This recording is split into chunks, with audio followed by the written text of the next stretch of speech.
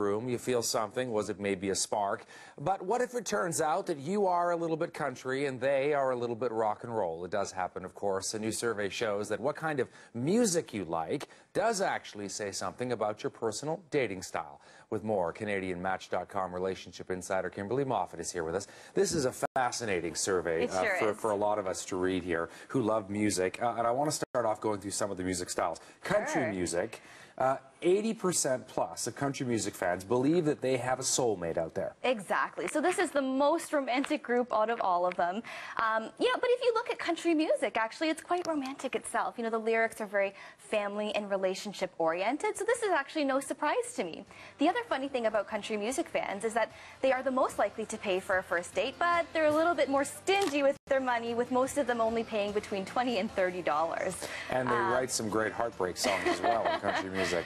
They sure do. Tell me about classical music fans, because they're a whole different category. Exactly. Well, if you think about the classical music culture, it's a little bit more conservative, and although things like opera might deal with some more mature themes, it's very subtle. And somebody going to the classical symphony or opera is only going to be out till 10:30 or 11 o'clock instead of 2 in the morning at a raging concert. So this is the least likely group to drink alcohol on a first date, and they're also the most likely to wait until marriage for sexual intercourse or intimacy. Really? Exactly. I thought that might have been gospel music fans.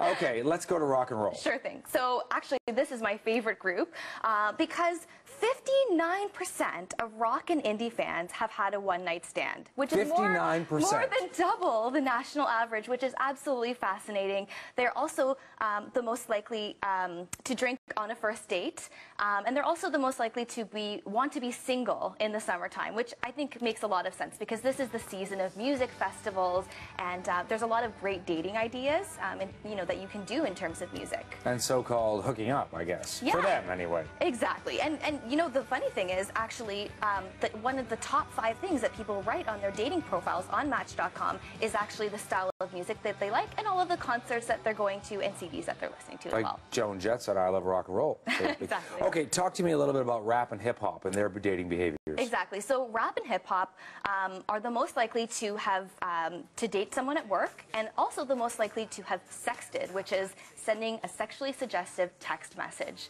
These are a little bit more risky behaviors, but I think this really goes kind of in line of the hip-hop culture.